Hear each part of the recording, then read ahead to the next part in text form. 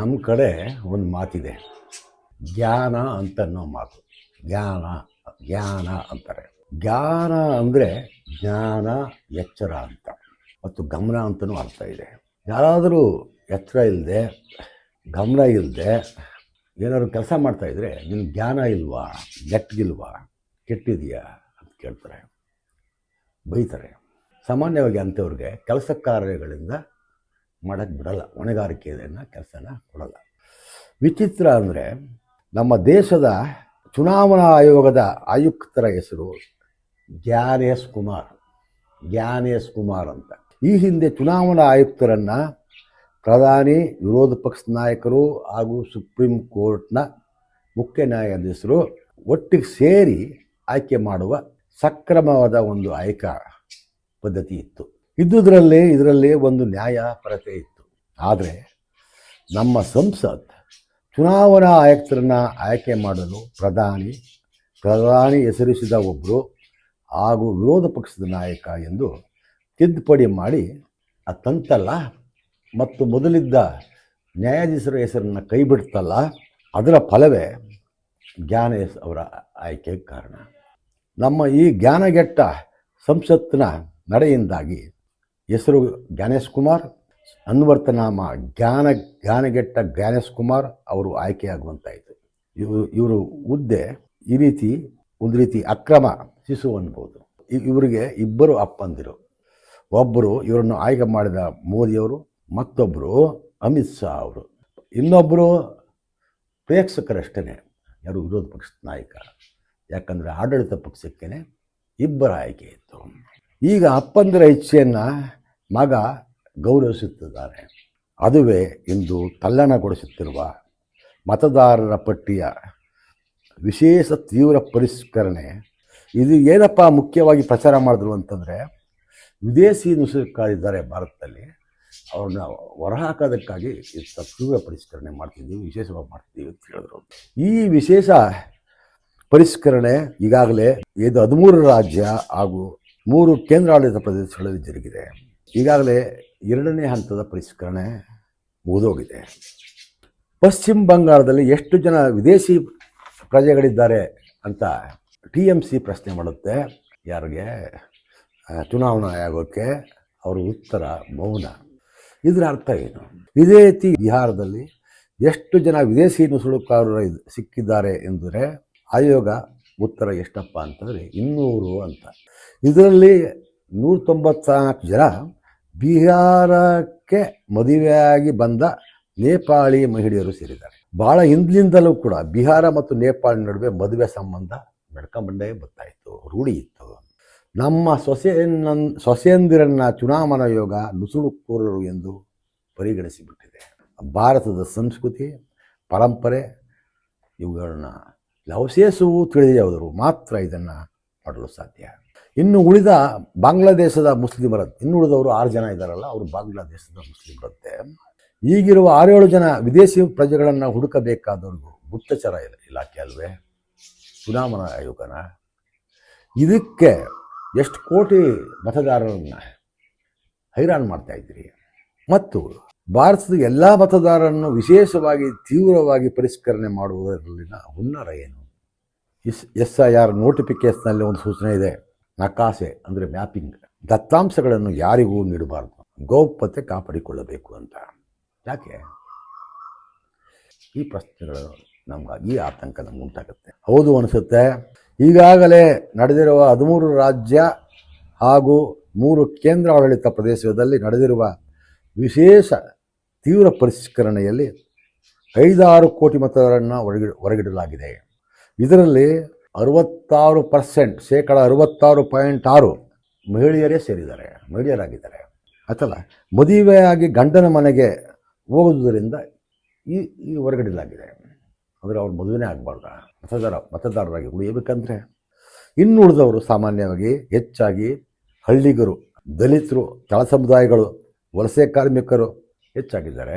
ಜೊತೆಗೆ ಅಲ್ಪಸಂಖ್ಯಾತರ ಕಡೆಗೆ ಇವರು ಅನುಮಾನದಿಂದ, ಆದಷ್ಟು ದ್ವೇಷದಿಂದ, ಸೇಡಿನಿಂದ ದುರ್ಬೀನ್ ಇಟ್ಕೊಂಡು ನೋಡ್ತಾ ಇದ್ದಾರೆ. ಇದು ನಮ್ಮ ಪರಿಸ್ಥಿತಿ. ಇದು ವಿಶೇಷ ತೀವ್ರ ಪರಿಷ್ಕರಣೆಯಲ್ಲ, ಬದಲಿಗೆ ತೀವ್ರ ಪರಿಷ್ಕರಣೆ ಅನಿಸುತ್ತೆ. ನೋಡಿ, ಮತದಾರರು ಫಾರಂ ಭರ್ತಿ ಮಾಡಬೇಕಂತೆ. ಇದು ಭಾರತದಲ್ಲಿ ಕಷ್ಟದ ಸಮಸ್ಯೆ ಅಲ್ವಾ? ನನಗೆ ಆ ಥರದ್ದು ಕಷ್ಟ. ಇನ್ನು ಪಾಪ ಹಳ್ಳಿ ಜನರು ಓದು ಬರಹ ಬರೆದಿದ್ದವ್ರ ಗತಿ ಏನು? ಆಮೇಲೆ 2025 ಮತದಾರರ ಪಟ್ಟಿ ಜೊತೆಗೆ 2002 ಮತದಾರರ ಪಟ್ಟಿಗೆ ಎರಡೂ ಕೂಡ ಹೋಲಿಕೆ ಮಾಡ್ತಾರಂತೆ.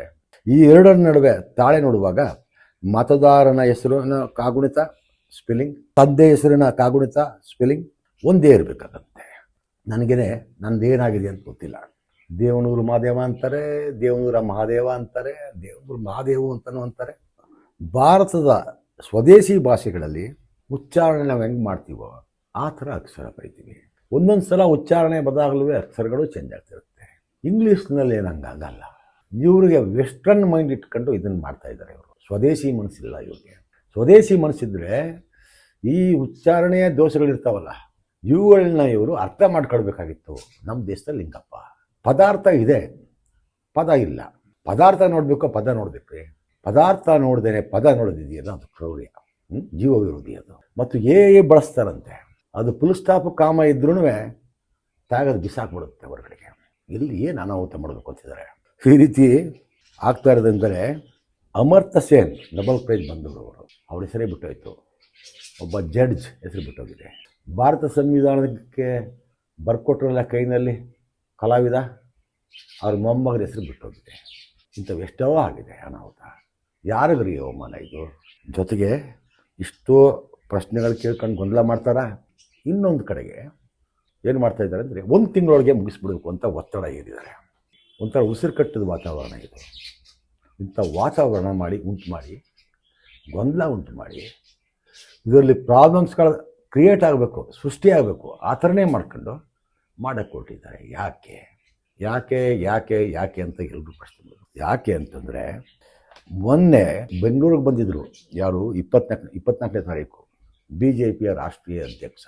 ಅವ್ರು ಹೇಳ್ತಾರೆ, ಪತ್ರಿಕೆಗಳೆಲ್ಲ ಬಂದಿತ್ತು, ಕಾಂಗ್ರೆಸ್ಗಿಂತ ಮುಂಚೆಯೇ ಜನರಲ್ಲಿ SIR ಬಗ್ಗೆ ಪ್ರಚಾರ ಮಾಡಬೇಕು ಅಂತ ಕರೆ ಕೊಟ್ಟವ್ರೆ.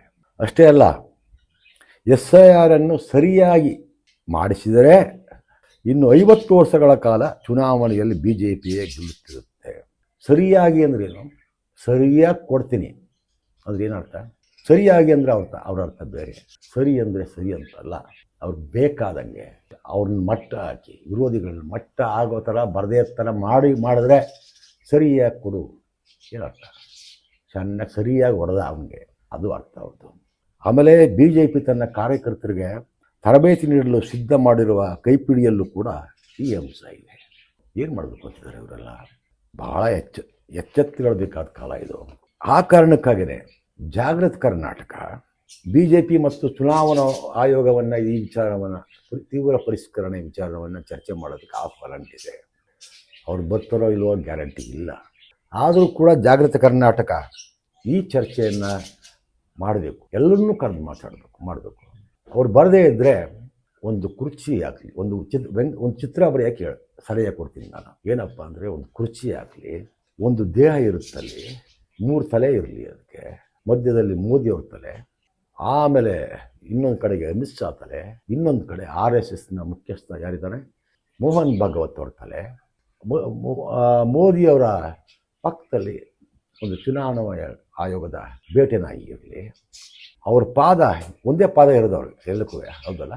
ಆ ಪಾದ ಹಿಂದಕ್ಕಿರಲಿ. ಚರಿತ್ರೆಯನ್ನೇ ಹಿಂದಕ್ಕೆ ತಗೊಂಡು ಹೋಗೋಕ್ಕೆ ಮಹಿಳೆಯರಿಗೆ ಮತ ಕೊಡಬಾರ್ದು, ಹಿಂದುಳಿದವ್ರಿಗೆ ಮತ ಕೊಡಬಾರ್ದು, ಶೂದ್ರಿಗೆ ಓಟಕ್ಕಿಲ್ಲ ಅಂತ ಹಿಂದೆ ಇತ್ತಲ್ಲಪ್ಪ, ಅಲ್ಲಕ್ಕೆ ಅದೇ ತಾನೇ ಆಗ್ತಿರೋದಿಲ್ಲ.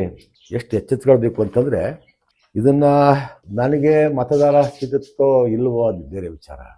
ಇಲ್ಲಿ ಈ ಪ್ರಕ್ರಿಯೆಯಿಂದ ಏನಾಗ್ತಿದೆ ಅಂತಂದರೆ, ಪ್ರಜಾಪ್ರಭುತ್ವದ ಸೌಧದ ಕಟ್ಟಡದ ಇಟ್ಟಿಗೆಗಳನ್ನ ಒಂದೊಂದೇ ಮತದಾರರ ಇಟ್ಟಿಗೆಗಳನ್ನು, ಅದು ಮತದಾರರಿಂದನೇ ಕಟ್ಟಿರೋದು, ಆ ಮತದಾರರ ಇಟ್ಟಿಗೆಗಳನ್ನು ಒಂದೊಂದೇ ತೆಗೆದು ಫೌಂಡೇಶನ್ನ ಒಂದೊಂದೇ ಕಲ್ಲು ತೆಗೆದು ಪ್ರಜಾಪ್ರಭುತ್ವ ಕುಸಿಯೋ ಥರ ಮಾಡ್ತಾ ಇದ್ದಾರೆ ಇವರು. ಇದು ಎಲ್ಲಕ್ಕಿಂತ ದೊಡ್ಡ ಅಪಾಯ ಇದು. ಅದಕ್ಕಾಗಿ ಸುಮಾರು ಜನ ಕೆಲಸ ಮಾಡ್ತಾ ಇದ್ದಾರೆ, ನಮ್ಮ ಸ್ನೇಹಿತರೆ ಮಾಡ್ತಾ ಇದ್ದಾರೆ, ಇಲ್ಲ ಅಂತಲ್ಲ. ಆದರೆ ಎಷ್ಟೇ ಜನ ಕೆಲಸ ಮಾಡಿದ್ರು ಇದಕ್ಕೆ ಸಾಲದು. ಯಾಕಂದರೆ ಗ್ರಾಮ ಪಂಚಾಯತಿ ಮಟ್ಟದಲ್ಲಿ ಇದು ಎಚ್ಚರ ಆಗಬೇಕು. ಈಗ ಜಾಗೃತಿ ಕರ್ನಾಟಕ ಮಾಡ್ತಿದೆ, ಎದ್ದೇಳು ಕರ್ನಾಟಕ ಮಾಡ್ತಾ ಇದೆ, SIR ವಿರೋಧಿ ಕರ್ನಾಟಕ ಮಾಡ್ತಿದೆ, ನಮ್ಮ ಮತ ನಮ್ಮ ಹಕ್ಕು ಮಾಡ್ತಾ ಇದೆ, ಎಡಪಕ್ಷಗಳ ಸ್ನೇಹಿತರು ಮಾಡ್ತಾ ಇದ್ದಾರೆ, ಮುಸ್ಲಿಂ ಸಮುದಾಯಗಳು ಮಾಡ್ತಾ ಇದ್ದಾರೆ. ಇವು ಇನ್ನೂ ಸಂಘಟನೆಗಳಿದ್ದಾವೆ. ಯಾರು ಚುನಾವಣೆ ಸ್ಪರ್ಧಿಸಬೇಕು ಅಂತ ಬಯಕೆ ಇಟ್ಕೊಂಡಿದ್ದಾರೋ, ಗ್ರಾಮ ಪಂಚಾಯತಿ ಸದಸ್ಯ ಇರಲಿ ಅಥವಾ ಲೋಕಸಭಾ ಸದಸ್ಯ ಇರಲಿ, ಅವರೆಲ್ಲರೂ ಅಡಿಬಿಡಿನ ಪ್ರಶ್ನೆ ಅಂತ ಇಲ್ಲಿ ಕೆಲಸ ಮಾಡಬೇಕು. ಯಾವ ಮತದಾರರು ಬಿಟ್ಟೋದೇ ಥರ ನರ್ಸ್ ಥರ ಕೆಲಸ ಮಾಡಬೇಕು, ಸಹಾಯ ಮಾಡಬೇಕು ಮತದಾರರಿಗೆ. ಹಾಗೆ ನೋಡೋಕೆ ಹೋದರೆ ಮತದಾರ ಪ್ರಭು ಅಂತಾರೆ ಮತ್ತು ಗೆಲ್ತಾರೆ. ಗೆದ್ದೋದ್ಮೇಲೆ ಮತದಾರರನ್ನ ಅವನ ಹಕ್ಕನ್ನೇ ಬಿಟ್ಟಕ್ಕೆ ಮಾಡಿಸ್ತಾ ಇದ್ದಾರೆ. ಈ ಕ್ರಿಯೆ ಆಗಬಾರ್ದು. ಇದು ಪ್ರಜಾಪ್ರಭುತ್ವಕ್ಕೆ ಒಳ್ಳೆಯದಲ್ಲ. ಈಗಲೇ ಎಚ್ಚೆತ್ತುಕೊಳ್ಬೇಕು. ಮತ್ತು ಮುಖ್ಯವಾಗಿ ನಾನು ಮಾಸ್ ಮೂಮೆಂಟ್ ಅಂತೀವಲ್ಲ, ದಲಿತ ಸಂಘರ್ಷ ಸಮಿತಿಗಳು, ರೈತ ಸಂಘಗಳು, ಇವು ಹೆಚ್ಚಿಗೆ ಕೆಲಸ ಮಾಡಬೇಕು. ಹಳ್ಳಿಗಾರರೊಟ್ಟಿಗೆ ಒಡನಾಡಿರುವ ಸಂಘಟನೆಗಳಿದ್ದಾವಲ್ಲ ಅವು. ಕನ್ನಡ ಪರ ಚಳವಳಿಗಾರರು ಕೂಡ ಇದಕ್ಕೆ ಕೈ ಜೋಡಿಸ್ಬೇಕು. ಎಲ್ಲ ಸಣ್ಣ ಪುಟ್ಟ ಇನ್ನುಳಿದವು ರಾಜಕೀಯ ಪಕ್ಷಗಳಿದ್ದಾವಲ್ಲ ಅವುಗಳು ಕೂಡ ಈ ಎಚ್ಚರ ಅಂದರೆ ಕಾರ್ಯಕರ್ತರಾಗಿ ಇವರಾದರೂ ಮತದಾರರ ಪ್ರಭುಗಳ ಅಂತ ಹೆಸರಿಗೆ ಮಾತ್ರ ಇರುವ ನಮ್ಮ ಅಸಹಾಯಕ ಮತದಾರರಿಗೆ ಅವರೊಟ್ಟಿಗೆ ಜೊತೆಗೂಡಬೇಕು, ಮಾರ್ಗದರ್ಶನ ಮಾಡಬೇಕು. ಅವ್ರ ಮತದಾರರಾಗೇ ಉಳಿಯೋ ಥರ, ಜೀವಂತವಾದವರು ಮತದಾರರಾಗೇ ಉಳಿಯೋ ಥರ ಮಾಡಬೇಕು. ಜೊತೆಗೆ ನನಗೆ ಪ್ರಾಬ್ಲಮ್ ಬಂದೇ ಬರುತ್ತೆ, ನನಗೂ ಯಾರಾದರೂ ನೆರವು ನೀಡಬೇಕು ಅಂತ ಕೇಳಿ ನನ್ನ ಅಷ್ಟು ಸಾಕು.